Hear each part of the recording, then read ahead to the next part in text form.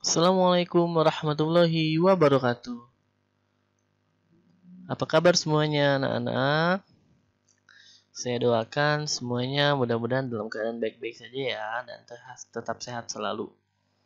Baik, pada kesempatan berbahagia ini kita akan belajar pada mata pelajaran simulasi dan komunikasi digital dengan materi Petaminda. Ayo, sebelumnya sudah ada yang tahu belum apa itu Petaminda? Ya, coba kalian bayangkan, apa itu Petaminda kalau dilihat dari gambarnya? Apakah Petaminda sama halnya seperti sebuah peta atau map yang terdiri dari gambar-gambar dan letak-letak sebuah kota, negara, atau titik koordinat dan lain sebagainya? Ya, coba kita lihat, kita amati gambar. Di sini adalah contoh dari Petaminda. Jadi, kalau kita lihat dan kita amati gambar di sini, adanya sebuah ide dan gagasan yang ada dalam otak kita, itu bisa kita nyatakan ke dalam sebuah tulisan dan gambar tentunya. Nah, biasanya kalau ada sebuah ide atau gagasan yang ada dalam otak kita, biasanya kita menuliskan ide atau gagasan itu berupa tulisan. Bisa itu sebuah pesan, bisa itu sebuah catatan, bisa itu sebuah rencana kegiatan, dan lain sebagainya. Nah, di dalam pernyataan atau penyataan dalam sebuah ide atau gagasan yang ada di dalam pikiran atau otak kita ini bisa kita nyatakan dalam sebuah konsep-konsep atau gambaran yang nantinya bisa kita gambarkan dalam sebuah peta minda atau biasa disebut dengan peta konsep. Jadi kita menggambarkan konsep-konsep berpikir kita ke dalam sebuah gambar. Nantinya gambar-gambar tersebut bisa menjabarkan, bisa menjelaskan apa dari sebuah ide atau gagasan tersebut. Baik, sudah tergambarkan? Nah, jadi Petaminda itu adalah salah satu cara untuk memvisualkan proses berpikir dengan menggunakan Petaminda. Ya, contohnya di gambar seperti ini ya. Ini saya ambil dari gambar sebuah rencana yang nantinya akan dilaksanakan oleh Jawa Barat ya. Ini digambar oleh gubernur kita Bapak Ridwan Kamil. Nah, di sini tentang lapangan kerja. Di lapangan kerja ini ada beberapa cabang dari sebuah konsep, ada bansos, ada wirausaha ya. Ada terus di dalam bansos itu atau subsidinya itu nanti ada cabang dari bansos itu harus ada datanya, wirausaha itu ada modalnya, pelatihan, pemasaran, produktivitasnya harus pertanian, peternakan dan lain sebagainya. Jadi di dalam Petaminda ini kita bisa menuliskan sub-sub dari subjek-subjek yang nantinya bisa kita turunkan lagi inti-intinya dari ide atau gagasan tersebut. Jadi peta pikiran adalah metode pembelajaran terbaru yang dapat membantu siswa mengingat subjek secara efektif.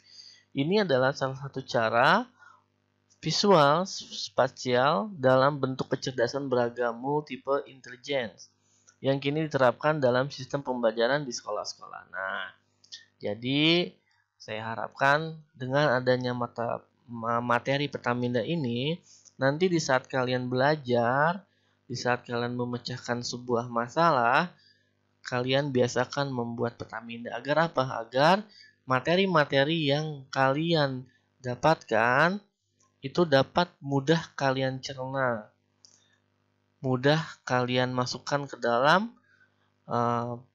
pikiran kalian. Ya, jadi mudah dimengerti. Ya, contohnya misalnya ada bangun datar. Bangun datar itu Ada banyak, ada lingkaran, ada persegi. Nanti kita buat cabangnya persegi. Persegi nanti kita buat cabang lagi, ada rumus, ada bentuk ya. Ada sifat-sifatnya seperti itu ya.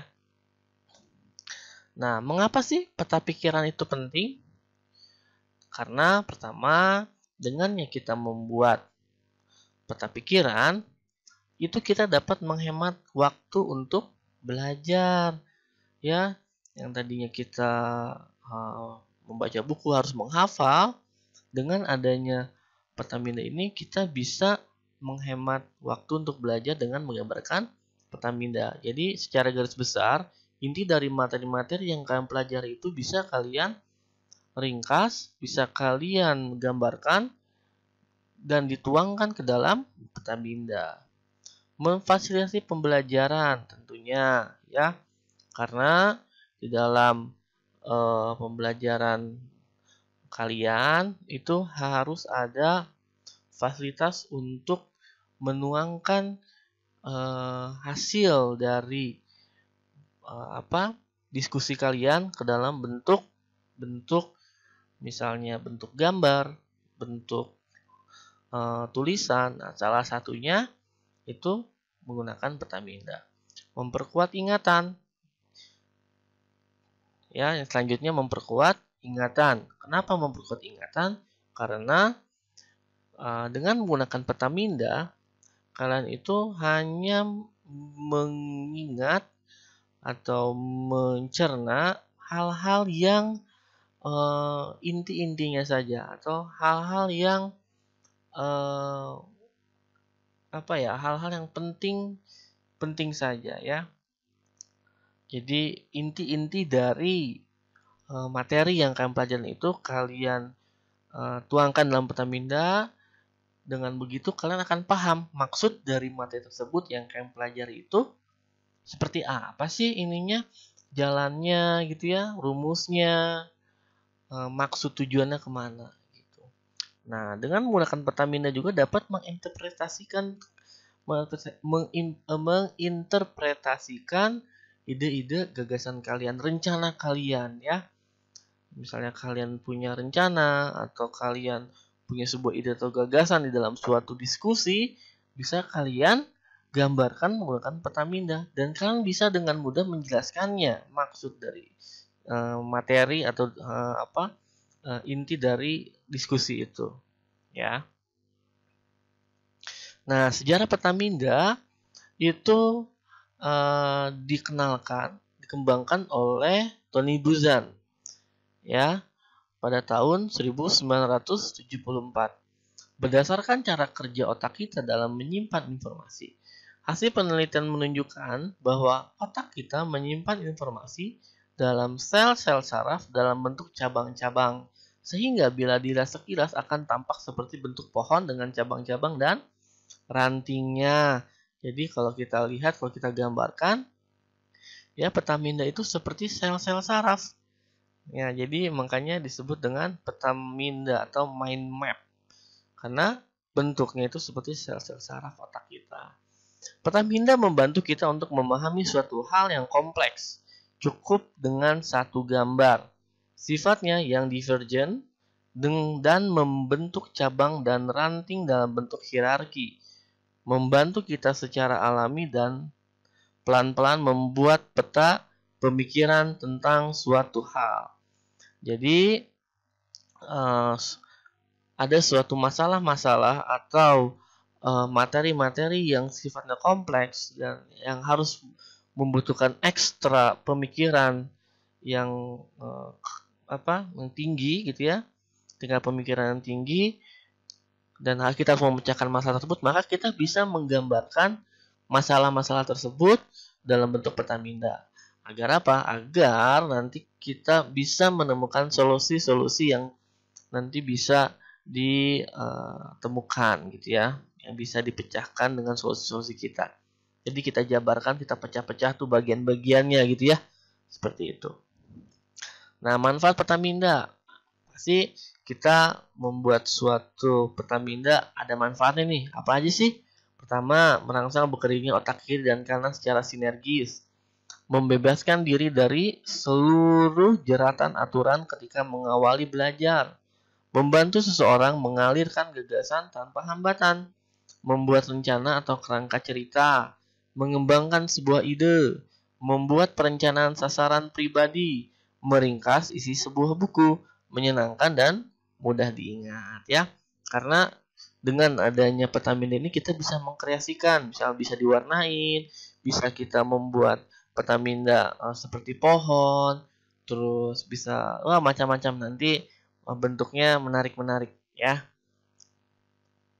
Nah, tahap-tahapan kita dalam membuat sebuah peta minda itu ada 3 tahap. Yang pertama, tahap pertama itu adalah kita harus membuat judul. Langkah pertama, tentukan subjek judul yang akan dibahas. Tuliskan di bagian tengah bagian peta minda karena subjek ini akan menjadi center dalam peta minda kalian. Jadi inti dari bahasan itu apa sih? Nah, kalian tuliskan di situ ya. Subjeknya apa? Misalnya camping. Ada apa saja yang harus dibawa, terus kapan, sama siapa aja, naik apa aja gitu. Nah, itu nanti bisa menjadi cabang-cabang dari subjeknya ya, campingnya itu ya. Oke, tahapan kedua membuat cabang-cabang utama. Tadi saya jelaskan, misalnya subjek pertamanya adalah camping ya. Cabang-cabangnya nanti kita bisa buat sama siapa aja ya. Terus perlengkapannya apa aja sih yang harus disiapkan ya. Tujuannya kemana. Terus sama siapa saja gitu ya. Terus lewat mana. Nah, bisa seperti itu. Tahapan ketiga, kembangkan cabang-cabang dari cabang utamanya itu. Ya. Jadi setelah cabang-cabang utama dibuat, langkah selanjutnya adalah melebarkan cabang utama. Cabang-cabang utama yang telah dikembangkan juga dapat dikembangkan lagi jika ide-ide yang lebih rinci lagi yang perlu dituangkan. Jadi contohnya di sini, liburan keluarga. Subjeknya adalah liburan keluarga. Nah, cabang-cabang utamanya itu ada 4. Liburan keluarganya dengan siapa? Nanti aktivitasnya mau apa aja? Nanti pada saat liburan keluarga, perlengkapannya apa saja sih yang harus dibawa? Dan pada saat liburan keluarga, tujuannya mau kemana? Gitu ya. Jadi liburan keluarga sama siapa aja nih? Oh, yang diajakin ayah, ibu, adik, sepupu ya. Mungkin nenek, kakek pun diajak gitu. Selanjutnya aktivitas apa saja sih? Oh, nanti misalnya mau ke tempat bermain atau tempat bermain gitu ya. Di tempat bermain itu aktivitasnya kita bisa berkuda. Setelah berkuda nanti main bola. Habis main bola keringetan berenang. Habis berenang lalu shopping, belanja gitu ya. Nah, pada liburan keluarga tentunya nggak pakai tangan kosong dong. Ya, tentunya harus ada perlengkapan yang harus dibawa. Contohnya di sini perlengkapannya ada sepatu kita harus bawa, baju renang karena kita mau berenang. Terus bawa sendal ya, bawa topi. Nah, tujuannya kemana? Tadi ya, di sini nanti ke tempat bermain, contohnya ya, ke gunung, ke taman, ke pantai ya. Terus contohnya kalau di sini tidak digambarkan, misalnya camping tadi ya. Contoh pertama camping sama siapa saja, misalnya sama A, si B, si C, si D gitu ya. Terus aktivitasnya apa saja yang dilakukan? Nah, misalnya api unggun, terus apalagi misalnya api unggun, terus berkemah gitu ya, dan lain sebagainya. Sama siapa saja udah tadi ya. Tujuannya kemana? Misalnya ke gunung, terus ke puncak dan lain sebagainya. Perlengkapannya ya, bawa baju hangat, terus bawa makanan, ya, terus bawa tenda dan lain sebagainya ya. Jadi untuk membuat peta minda ada 3 tahapan yang harus dibuat ya. Tahap 1, tahap 2, tahap 3.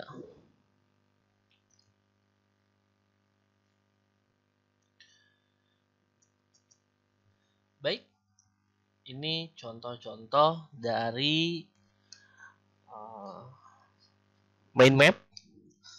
Yang pertama ada contoh dari Google Map. ya, bubble map. Sorry. Di sini kalau kita lihat dia seperti gelembung-gelembung gitu ya. Jadi subjeknya itu di tengah, ya. Cabang-cabang utamanya itu diikuti di setiap sisi-sisinya, ya.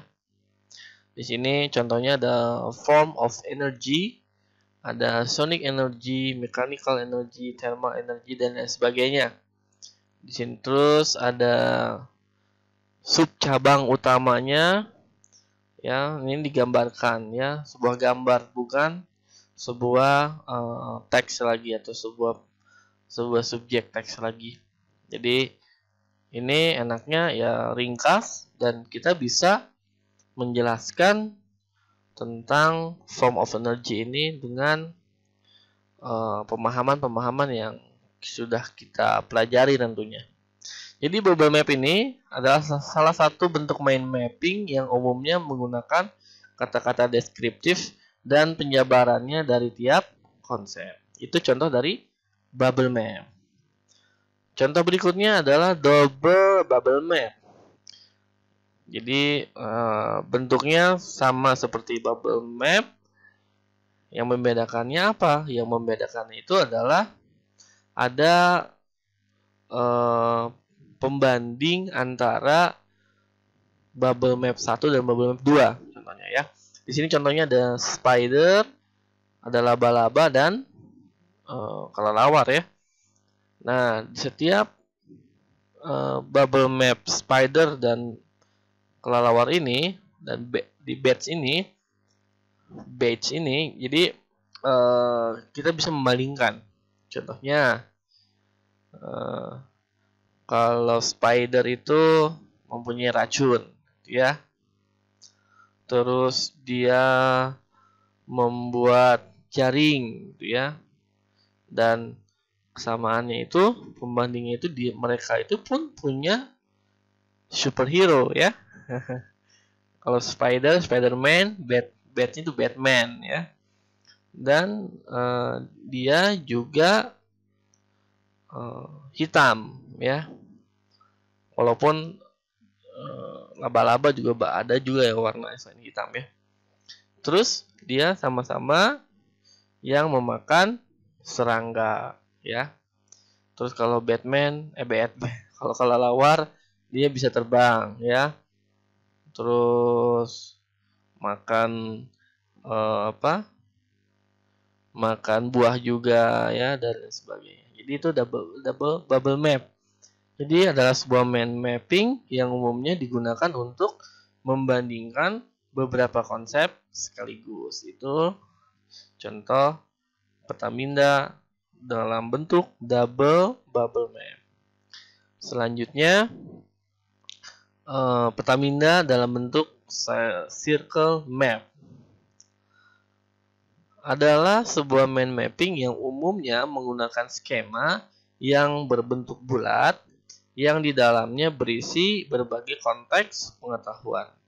Kalau bubble maps subjek-subjeknya di luar lingkaran, tapi kalau circle map dia di dalam lingkaran, ya. Nah, contohnya adalah buah, ya. Di dalam buah ini ada pisang, ada semangka, ada raspberry, ada anggur, ada mangga, dan lain sebagainya. Nah, coba kita lihat bentuk dari circle map. Topiknya itu di paling tengah, ya. Terus di lingkaran kedua, di lingkaran pertama itu topiknya, lingkaran kedua itu everything I know, adalah sesuatu yang kita ketahui dari topiknya tersebut. Lalu yang topik yang ketiganya itu adalah sub dari cabang-cabang utama, ya, yang tadi kita pelajari yang awal itu, ya. Jadi contohnya kalau apel itu warna merah gitu, ya. Terus tidak ada bijinya, ada bijinya, ya. Misalnya buah ceri itu warna merah. Terus itu kita bisa jelaskan, kita bisa deskripsikan di dalam lingkaran yang kedua, ya, di luar lingkaran kedua. Selanjutnya ada bentuk peta minda Brace map. Adalah sebuah mind mapping yang digunakan untuk mempelajari sebuah objek secara fisik yang berupa nama atau deskripsi dari objek tersebut. Nah, bentuk struktur dari Brace map ini kita lihat di paling kiri, gambar paling kiri. Yang pertama itu adalah objek utamanya, ya, atau subjeknya. Terus yang sebelah kanan itu yang tengah ini itu adalah major partnya, ini subpartnya, ya. Ini subjeknya, ini judulnya, ya, ini subjeknya, ini cabang-cabang utama dari subjek tersebut. Contohnya di sini ada kupu-kupu, dia kepalanya mempunyai 2 kompon ace, ya. Terus dia punya 2 antena, ya, di dalam kepalanya. Jadi kita pada saat objek itu kita bagi-bagi ininya, bagian-bagiannya, ya. Kita kita potong-potong bagian-bagiannya. Ada bagian kakinya itu apa saja. Ini bagus sekali di saat kalian menjelaskan atau menginterpretasikan misalnya dari mata pelajaran IPA, ya, fisika, atau pada mata pelajaran teknik, gitu, ya. Kalian bisa menerangkan bagian-bagian part-partnya, gitu, ya, part per partnya. Contohnya di sini ada energi, ya. Energi ini ada 2, potensial dan kinetik. Yang potensial itu ada baterai, nuklir, ya, gravitasi, elastik, ya. Kinetik ada radiasi sound, electrical motion, gerak, gitu, ya. Seperti itu. Itu contoh peta minda dari Brace map. Contoh selanjutnya, peta minda dalam bentuk tree map adalah sebuah mind mapping yang digunakan untuk mengklasifikasikan setiap konsep berdasarkan dengan kategori tertentu. Jadi kita bisa membuat sebuah peta minda, kita klasifikasikan dalam kategori tertentu. Contohnya di sini ada sebuah judul atau subjek sarapan dan makan siang. Nah, di sini makan siang, di sini adalah makan siang ini adalah sarapan. Nah, makan siang itu biasanya disajikan salad, roti lapis, sup, pie, es teh, kopi. Sarapan itu biasanya disajikan waffle, telur, penekuk, teh, kopi. Jadi kita klasifikasikan kita bisa klasifikasikan bentuk-bentuknya ke dalam tree map seperti itu, ya. Nah, selanjutnya ini yang lebih kompleks dan lebih banyak ini, ya, namanya flow map. Bentuknya hampir sama persis seperti flow chart yang materi sebelum pernah kita pelajari dalam bentuk pernyataan algoritma, ya, menggunakan flow chart, ya.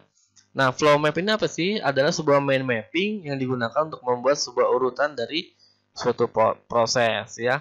Ini contohnya untuk keluhan-keluhan pelanggan biasanya mengalirnya itu seperti apa sih prosesnya? Nah, di sini dari pelanggan ini, jadi kita bisa bagi ke ada 5 bagian, ada pelanggan, ada call center, ada Viewrel, ada icon, ada detail. Ini contoh, ya. Nah, pertama klik mulai. Pelanggan melaporkan keluhan, lalu diterima oleh call center. Menerima keluhan, identifikasi jenis komplainnya apa. Biasanya call center itu bisa mengklasifikasikan bentuk keluhan putus sambungan kah, atau keluhan kerusakan peralatan atau apa saja. Analisis komplain, lalu di sini ada percabangan, mampu memberikan solusi Nah, kalau ya nanti membuat kesepakatan ya, terus dispatch unit nanti ke Purel gitu ya dan sebagainya. Biasanya ini adanya itu di tempat-tempat pelayanan publik. Biasanya ada di rumah sakit, ada di kantor polisi. Kalau misalnya kalian ingin membuat SIM ya, biasanya nanti dijelaskan menggunakan flow map. Prosesnya seperti apa sih gitu ya. Biasanya dibuatkan oleh flow map agar alur-alurnya jelas gitu ya. Terus di kelurahan biasanya membuat KTP, biasanya membuatkan flow map. Atau di rumah sakit tadi saya katakan di rumah sakit misalnya cara berobat ke dokter itu bagaimana caranya buat BPJS contohnya ya. Biasanya menggunakan flow map. Selanjutnya multi flow map adalah sebuah mind mapping yang digunakan untuk menunjukkan dan mempelajari sebab akibat dari suatu peristiwa tersebut. Jadi di sini ada proses sebab akibatnya ya dalam multi flow map. Nah, di sini ada penggunaan bahan api fosil contohnya ya, kilang perindustrian, penghasilan asap, pembakaran biogas gitu ya. Hasilnya apa? Nanti pencemaran udara, hujan asam gitu ya. Nanti masuk ke hospital gitu, seperti itu. Selanjutnya ada bridge map. Nah, sebuah mind mapping yang digunakan untuk menggambarkan analogi yang menggunakan faktor penghubung antar satu konsep dengan konsep yang lainnya. Nah, bentuknya kalau kita lihat strukturnya sebelah kiri bridge map ini adalah yang contoh pertama house, home, ya, car, automobil, airplane, jet, seperti itu. Red, rose, ya, jadi kayak persamaan ya. Yellow, sun, green, grass, seperti itu. Jadi bridge map ini adalah bentuk-bentuk dari persamaan-persamaan yang ada.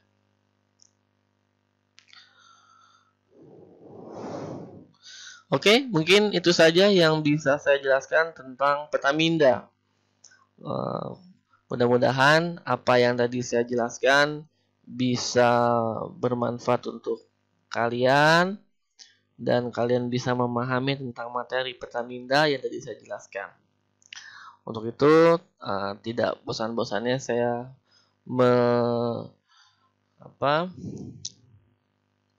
menerangkan dan mengingatkan kalian untuk tetap sehat selalu dan mudah-mudahan kita bisa belajar kembali ke dalam kelas ya, dan pandemi ini berakhir. Oke, itu saja dari saya. Wassalamualaikum warahmatullahi wabarakatuh.